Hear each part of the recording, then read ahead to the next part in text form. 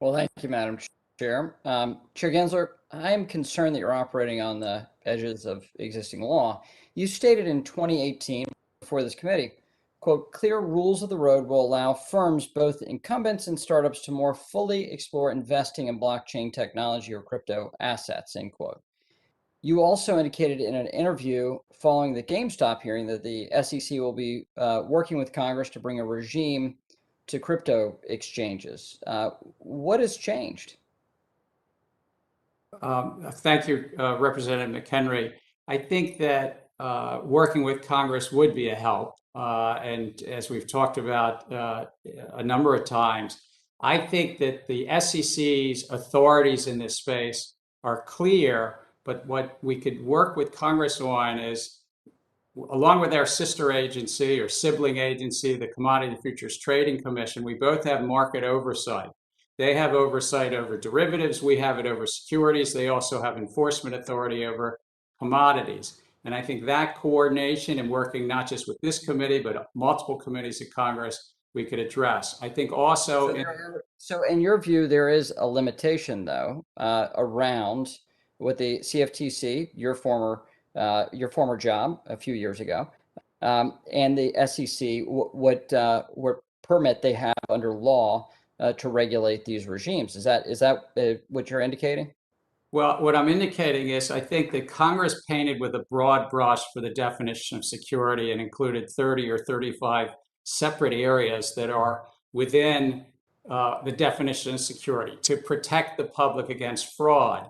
But they also wrote in other laws for the Commodity Futures Trading Commission to have authorities. And I think that coordination in working with Congress, we can fill some gaps. Okay. We could also fill gaps around stable coins in the banking regulatory regime.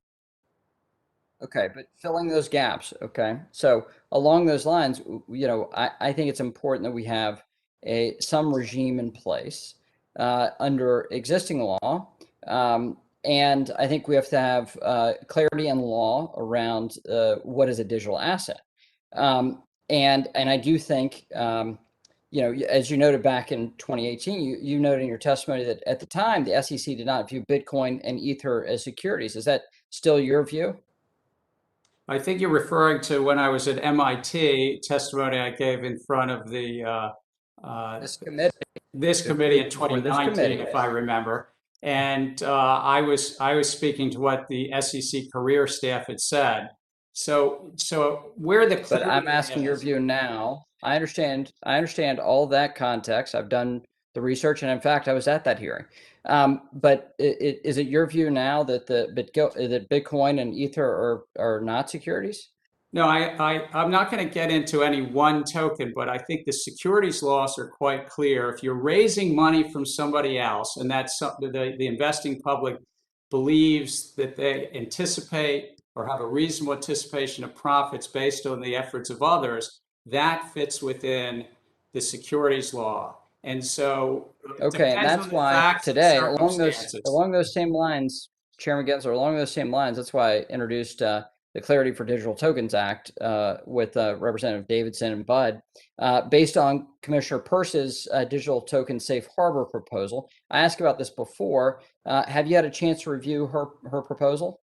Commissioner Peirce and I talk actively about these matters, The safe but harbor. I have not yet reviewed. I think you just introduced your bill this morning, and I look forward to looking closely at Yeah, that. but the bill is based off of her proposal, and I was asking if you've reviewed her proposal. Commissioner Peirce and I have had a number of conversations about her thoughts on these. Okay, so you're not willing to answer that question. Okay, But no, so look, she and I have talked about her thoughts on this around a potential safe harbor. I think that the okay, but challenge again, for the I American understand this. public So is that if we don't I oversee understand this and this. bring it in investor protection, people are going to get hurt. Look, I understand this is a horrible format for crosstalk here, but what I'm trying to get at here is a broader brush view. You've had a number of media interviews. Um, and so far we've seen some of those comments that you've made have raised questions in the marketplace and have provided less than made things less than clear. Um, And I point to a couple of things. You made seemingly off-the-cuff remarks that move markets. You disregarded rulemaking by putting a statement out without due process.